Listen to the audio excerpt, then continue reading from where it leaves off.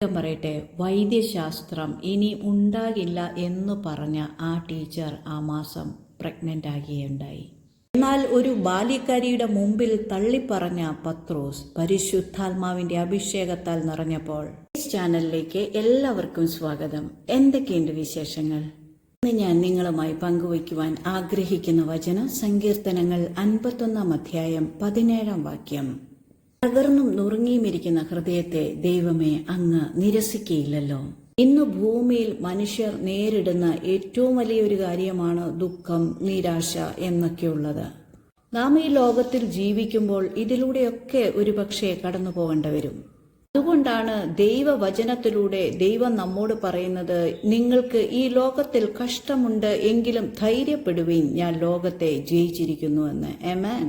ദൈവം മാനവരാശിയുടെ രക്ഷയ്ക്കായി ഈ ലോകത്തിൽ മനുഷ്യനായി അവതരിച്ച് ഈ ലോകത്തിൽ ജീവിച്ചപ്പോൾ താൻ പാപമൊഴികെ സകലത്തിലും മനുഷ്യൻ അനുഭവിക്കുന്ന എല്ലാ വേദനകളിലൂടെയും കടന്നുപോയി എന്ന് എബ്രായർക്ക് എഴുതിയ ലേഖനം 4 അധ്യായം 15 വാക്യം പറയുന്നു. വചനം പറയുകയാണ്, നമുക്കുള്ള മഹാപുരോഹിതൻ നമ്മോട് സഹതാപം കാണിപ്പാൻ കഴിയാത്തവനല്ല, കാരണം പാപമൊഴികെ സകലത്തിലും നമുക്ക് തുല്യനായി പരീക്ഷിക്കപ്പെട്ടവനത്രയെന്ന്. അതുകൊണ്ട് നമ്മുടെ നിരാശകളെയും കണ്ണുനീരിനെയും വേദനകളെയും അതിന്റെ ആഴത്തിൽ മനസ്സിലാക്കുവാൻ കഴിയുന്ന ഒരു നല്ല മഹാപുരോഹിതനായി ഇന്ന് യേശു നമുക്ക് പിതാവിന്റെ വലത്തുഭാഗത്ത് ഉപവിഷ്ടനായിട്ടുണ്ട്. ദൈവവചനം വായിക്കുമ്പോൾ കരഞ്ഞ ചില വ്യക്തിത്വങ്ങളെ നമുക്ക് കാണുവാൻ സാധിക്കും. എന്നാൽ അതോടൊപ്പം തന്നെ അതിനു മറുപടിയുമായി മറുവശത്ത് നിൽക്കുന്ന മറ്റൊരു വ്യക്തിത്വമായ ദൈവത്തെയും നമുക്ക് കാണുവാൻ സാധിക്കും. ഹല്ലേലൂയ. ഉൽപ്പത്തി പുസ്തകം 21 അധ്യായം 15 വാക്യത്തിൽ ഒരു സ്ത്രീയുടെ കരച്ചിൽ നമുക്ക് കാണാം. ബേർഷേബ മരുഭൂമിയിൽ തന്റെ കുട്ടിക്ക് വെള്ളമില്ലാതെ കുട്ടി മരിച്ചു പോകും എന്ന അവസ്ഥ തനിക്ക് കാണുവാൻ കഴിയില്ല എന്ന് പറഞ്ഞ് കുട്ടിയെ ഒരു വശത്ത് ഉപേക്ഷിച്ച് ഇരുന്ന് നിലവിളിച്ച ഹാഗാർ. എന്നാൽ വചനം പറയുന്നു, ദൈവം ഹാഗാറിന്റെ കരച്ചിൽ മാത്രമല്ല കുട്ടിയുടെ കരച്ചിലും കണ്ടു എന്ന്. 17 വാക്യത്തിൽ ദൈവം ബാലന്റെ കരച്ചിൽ കേട്ടു എന്ന് പറയുന്നു.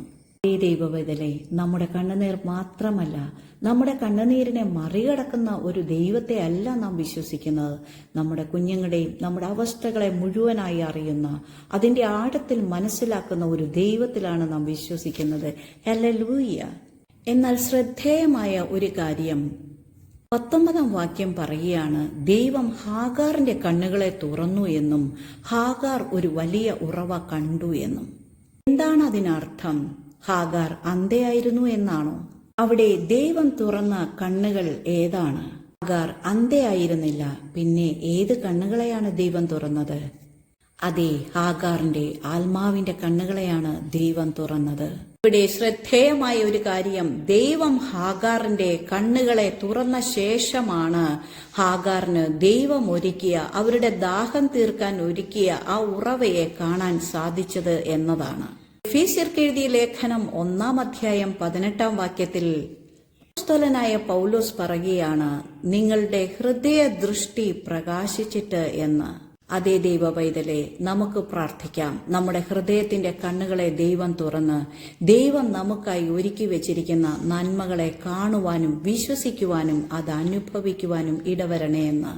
ഹാഗാറിന് നീരുറവ കൊടുത്ത ദൈവം ഇന്ന് നമുക്കും ഒരു ജീവജല നദിയെ, ഒരു നീരുറവയെ വാഗ്ദാനം ചെയ്തിട്ടുണ്ട് എന്ന് എത്ര പേർ വിശ്വസിക്കുന്നു? ഏതാണ് ആ ജീവജല നദി? അതേ, പരിശുദ്ധാത്മാവാം ദൈവത്തെ നമുക്ക് വാഗ്ദാനം ചെയ്തിരിക്കുന്നു. ആമേൻ. എന്നാൽ ഈ നീരുറവ എല്ലാവർക്കും ലഭിക്കുന്നതാണോ? യോഹന്നാൻ എഴുതിയ സുവിശേഷം 14 അധ്യായം 17 വാക്യം പറയുന്നു, എന്നാൽ ഞാൻ പിതാവിനോട് ചോദിക്കും, പരിശുദ്ധാത്മാവെന്ന മറ്റൊരു കാര്യസ്ഥനെ എന്നേക്കും നിങ്ങളോട് കൂടിയിരിപ്പാൻ നിങ്ങൾക്ക് തരും. ആമേൻ. ഹല്ലേലൂയ. യോഹന്നാൻ എഴുതിയ സുവിശേഷം 7 അധ്യായം 37-38 വാക്യങ്ങൾ. ദാഹിക്കുന്നവർ എല്ലാവരും എന്റെ അടുക്കൽ വന്ന് കുടിക്കട്ടെ. വിശ്വസിക്കുന്നവരുടെ ഉള്ളിൽ നിന്ന് തിരുവെഴുത്ത് പറയുന്നത് പോലെ ജീവജലത്തിന്റെ നദികൾ ഒഴുകും. തന്നിൽ വിശ്വസിക്കുന്നവർക്ക് ലഭിപ്പാനുള്ള ആത്മാവിനെ കുറിച്ചാണത്രേ പറയുന്നത്. ദൈവപൈതലേ, നമ്മളുടെ ഭൗതികം മാത്രമല്ല, നമ്മുടെ ആത്മീയ ദാഹത്തെ തീർക്കുന്ന ജീവജലത്തിന്റെ നദി പരിശുദ്ധാത്മാവ് എന്ന വാഗ്ദാനം. ഹല്ലേലൂയ! ഇന്ന് എത്ര പേർ വിശ്വസിക്കുന്നു ദൈവം വാഗ്ദാനം ചെയ്ത ഏറ്റവും മഹത്തരകരമായ ഒരു കാര്യം എന്ന് പറയുന്നത് പരിശുദ്ധാത്മാവാം ദൈവത്തിന്റെ വാഗ്ദാനമാണ്. ആമേൻ. കാരണം പരിശുദ്ധാത്മാവ് എന്ന് പറഞ്ഞാൽ ദൈവം തന്നെയാണ്. ചിന്തിച്ചു നോക്കിയേ, സർവശക്തനായ ദൈവം തന്നെ, ആ ദൈവത്തിന്റെ മഹത്വം, ദൈവം ഹല്ലേലൂയ നമ്മുടെ ഉള്ളിൽ വന്ന് വാസം ചെയ്യുന്നത്.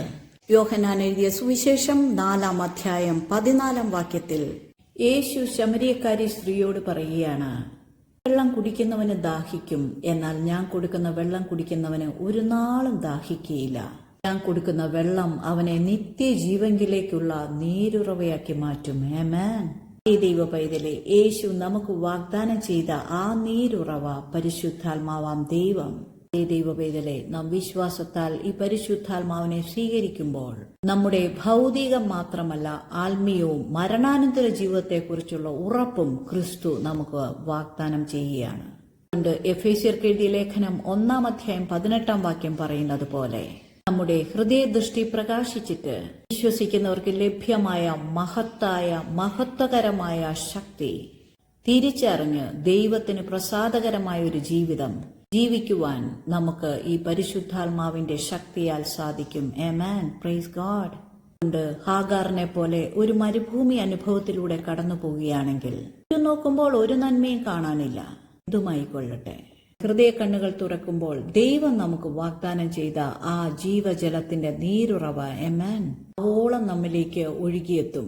ലൂക്കോസ് എഴുതിയ സുവിശേഷം 1-ാം അധ്യായം 31 മുതലുള്ള വാക്യങ്ങൾ വായിക്കുമ്പോൾ മറിയയോട് ദൂതൻ നിനക്കൊരു ശിശു ജനിക്കും എന്ന് പറഞ്ഞപ്പോൾ പുരുഷനെ അറിയായികയാൽ ഇതെങ്ങനെ സംഭവിക്കും എന്ന് മറിയ ദൂതനോട് ചോദിക്കുകയാണ്.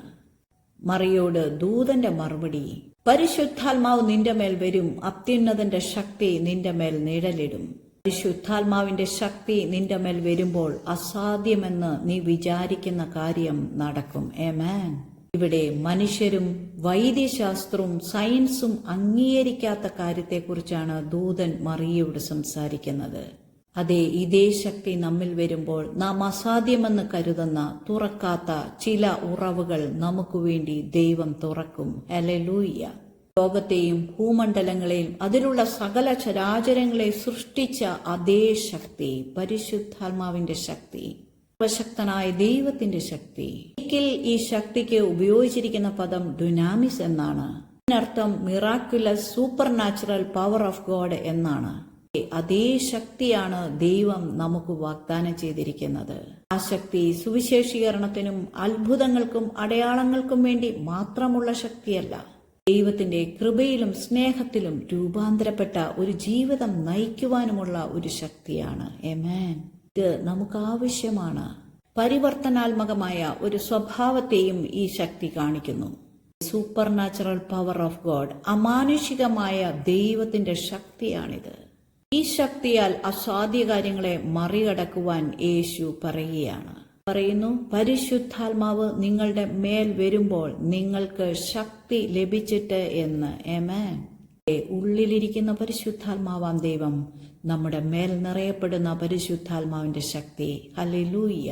എഴുതിയ സുവിശേഷം 7-ാം അധ്യായം 37-ാം വാക്യം നമ്മളോട് ആവശ്യപ്പെടുകയാണ്, ദാഹിക്കുന്നവർ എല്ലാവരും എന്നിൽ നിന്ന് വന്ന് കുടിക്കട്ടെ.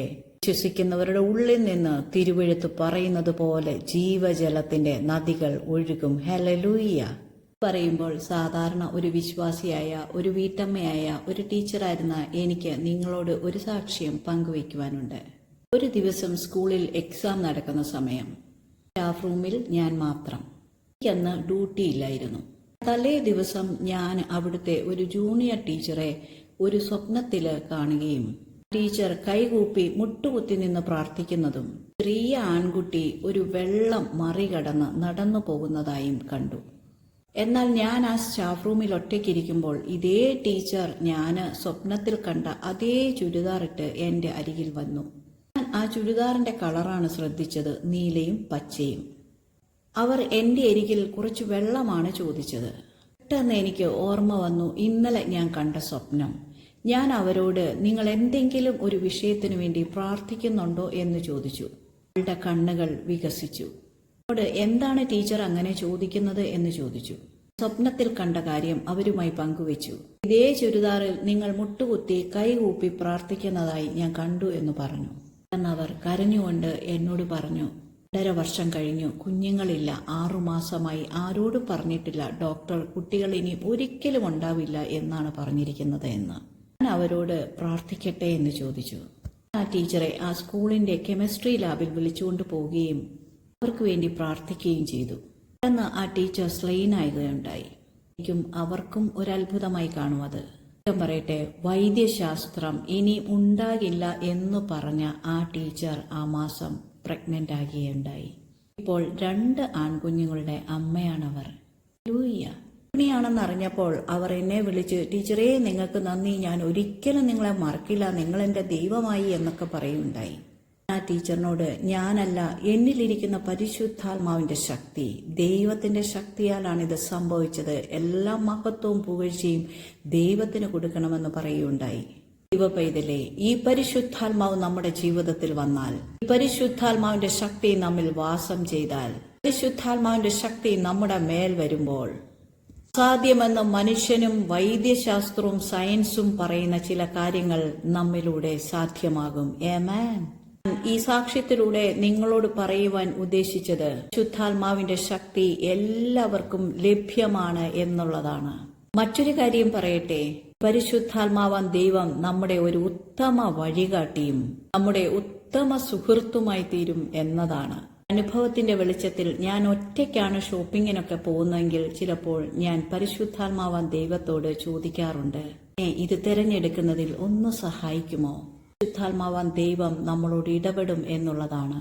അങ്ങനെ ഒരു അനുഭവമല്ല, പല അനുഭവങ്ങൾ നമ്മുടെ ജീവിതത്തിൽ പരിശുദ്ധാത്മാവിന് ചെയ്യുവാനും ചെയ്യിപ്പിച്ചെടുക്കുവാനും സാധിക്കും. ആമേൻ.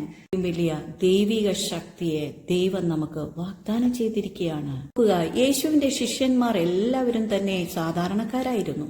വിദ്യാഭ്യാസമുള്ളവരും ഇല്ലാത്തവരും ഉണ്ടായിരുന്നു. എന്നാൽ യേശുവിന്റെ ശിഷ്യന്മാരിൽ ഒരാളായ പത്രോസ് യേശുവിനെ ഒരു ബാല്യക്കാരത്തിയുടെ മുമ്പിൽ ഞാനിവനെ അറിയ പോലും ഇല്ല എന്ന് പറഞ്ഞ് തള്ളിപ്പറയുണ്ടായി. എന്നാൽ ഒരു ബാല്യക്കാരിയുടെ മുമ്പിൽ തള്ളിപ്പറഞ്ഞ പത്രോസ് പരിശുദ്ധാത്മാവിന്റെ അഭിഷേകത്താൽ നിറഞ്ഞപ്പോൾ, പ്രവൃത്തി 2-ാം അധ്യായം 37-ാം വാക്യം പറയുന്നു, ധൈര്യത്തോടെ എഴുന്നേറ്റ് നിന്ന് പ്രസംഗിച്ചു. പ്രവൃത്തി 2-ാം അധ്യായം 37-ാം വാക്യത്തിൽ താൻ പറയുന്നു, മാനസാന്തരപ്പെട്ട് യേശുക്രിസ്തുവിന്റെ നാമത്തിൽ സ്നാനമേൽക്കുക, എങ്കിൽ പരിശുദ്ധാത്മാവെന്ന ദാനം നിങ്ങൾക്ക് ലഭിക്കും. Praise God. 39-ാം വാക്യം പറയുന്നു, ഈ വാഗ്ദത്തം നിങ്ങൾക്കും നിങ്ങളുടെ മക്കൾക്കും കർത്താവ് വിളിച്ചു വരുത്തുന്ന ദൂരസ്ഥരായ ഏവർക്കുമുള്ളതല്ലോ എന്ന്. ആമേൻ. ഇതേ പത്രോസ് അപ്പോസ്തല പ്രവൃത്തി 3-ാം അധ്യായം 6-ാം വാക്യത്തിലെത്തുമ്പോൾ നോക്കി ഭിക്ഷയാചിച്ച യാചകനോട് പറയുകയാണ്. പത്രോസ് പറയുകയാണ്, വെള്ളിയും പൊന്നും തരാൻ എന്റെ കയ്യിലില്ല, എന്നാൽ എന്നിലുള്ളവനെ ഞാൻ അറിയുന്നു. ഹല്ലേലൂയ. നസ്രായനായ യേശുക്രിസ്തുവിന്റെ നാമത്തിൽ നീ എഴുന്നേറ്റ് നടക്ക. ആമേൻ. ത്തിൽ അവൻ കുതിച്ചെഴുന്നേറ്റ് തുള്ളിയും ചാടിയും കൊണ്ട് ദൈവാലയത്തിൽ പ്രവേശിച്ചു. ഹല്ലേലൂയ. ദൈവത്തിന്റെ ശക്തിയെയും സ്നേഹത്തെയും തിരിച്ചറിഞ്ഞ ഒരു ദൈവ പൈതൽ തുള്ളിയും ചാടിയും കൊണ്ട് ദൈവാലയത്തിൽ പ്രവേശിക്കുകയാണ്. ആമേൻ. കണ്ടവരെല്ലാം അത്ഭുതത്തോടുകൂടി നോക്കിയെന്ന് താഴെയുള്ള വചനങ്ങൾ വായിച്ചാൽ നമുക്ക് കാണാം. Praise God. ദൈവ പൈതലെ, ദൈവം നമുക്ക് വാഗ്ദാനം ചെയ്ത ഈ ശ്രേഷ്ഠമായ പരിശുദ്ധാത്മാവാം ദൈവം, ആ ദൈവത്തിന്റെ ശക്തിയെ തിരിച്ചറിഞ്ഞ് പരിശുദ്ധാത്മാവാം ദൈവത്തെ വിശ്വാസത്താൽ നാം നമ്മുടെ ഹൃദയത്തിൽ സ്വീകരിക്കുക. ഭൗതികവും ആത്മീയവുമായ മാറ്റങ്ങളെ കൊണ്ടുവരുവാൻ ഈ പരിശുദ്ധാത്മാ ശക്തിക്ക് സാധിക്കും. ആമേൻ. Praise God. ഒരു കാര്യം, ഇത് ഞാൻ ഒരു വിശ്വാസത്തെയോ മറ്റൊരു വിശ്വാസത്തിലുള്ളവരെയോ മുറിവേൽക്കുവാൻ പറയുന്ന വാക്കുകളല്ല. എന്റെ അനുഭവങ്ങൾ നിങ്ങളുമായി പങ്കുവയ്ക്കുന്നു എന്നേ ഉള്ളൂ. ആർക്കെങ്കിലും ഈ വചനം ഒരു സമാധാനവും ബലവും ആയിത്തീരുന്നുവെങ്കിൽ നിങ്ങൾ കമന്റ് ചെയ്യുവാനും ലൈക്ക് ചെയ്യുവാനും മറ്റുള്ളവർക്ക് ഷെയർ ചെയ്തു കൊടുക്കുവാനും മറക്കരുത്. നമുക്ക് പ്രാർത്ഥിക്കാം. സ്നേഹവാനായ ദൈവമേ, സ്വർഗീയ പിതാവേ, ഒരു ദിവസം കൂടെ ഒരുമിച്ച് അങ്ങയുടെ സന്നിധിയിൽ കൂടി വരുവാൻ തന്ന അവസരത്തിനായി സ്തോത്രം ചെയ്യുന്നു. വേദനയോടെ, നിരാശയോടെ, കണ്ണുനീരോടെ ആരെങ്കിലും ഈ വചനം ശ്രവിച്ചുവെങ്കിൽ തകർന്നു നുറുങ്ങിയിരിക്കുന്ന ഹൃദയത്തെ അങ്ങ് നിരസിക്കുകയില്ലല്ലോ എന്നാണല്ലോ വചനം. ആശ്വാസപ്രദനായ പരിശുദ്ധാത്മാവെ, അങ്ങയുടെ സാന്നിധ്യത്താൽ അവർ നിറയപ്പെടട്ടെ. ആർക്കും ഈ ലോകത്തിനൊന്നിനും കൊടുക്കാൻ പറ്റാത്ത സന്തോഷം, സമാധാനം, സ്വസ്ഥതയാൽ അവർ ഇന്ന് നിറയപ്പെടട്ടപ്പ. മക്കളെ ഓർത്ത് കണ്ണുനീരോടെ വേദനിക്കുന്നവരുണ്ടപ്പ. കാറിന് നീരുറവ തുറന്ന് ആശ്വാസമായതുപോലെ ഇന്ന് പരിശുദ്ധാത്മാവിന്റെ നീരുറവ ഇപ്പോൾ അവർ ആയിരിക്കുന്ന സ്ഥാനങ്ങളിൽ തിരിച്ചറിയത്തക്ക വിധത്തിൽ ദൈവ സാന്നിധ്യത്താൽ പരിശുദ്ധാത്മാവിന്റെ അഭിഷേകത്താൽ അവർ പുതിയപ്പെടുന്നതിനായി സ്തോത്രം ചെയ്യുന്നു. കേട്ടുകൊണ്ടിരിക്കുന്ന ഓരോരുത്തരും ഈ പരിശുദ്ധാത്മാവിന്റെ ശക്തിയാൽ നിറയപ്പെട്ട് അത് അവരുടെ ജീവിതത്തിൽ ഒരു അനുഭവമായി മാറുന്നതിനായി സ്തോത്രം ചെയ്യുന്നു. അങ്ങനെ ചെയ്യുന്നതിനായി സ്തോത്രം. യേശു ക്രിസ്തുവിൻ നാമത്തിൽ തന്നെ ആമേൻ, ആമേൻ. അതേ, പരിശുദ്ധാത്മ ശക്തിയാൽ എല്ലാവരും നിറയപ്പെടട്ടെ. അത് നമ്മുടെ ജീവിതത്തിൽ ഒരു അനുഭവമായി മാറട്ടെ.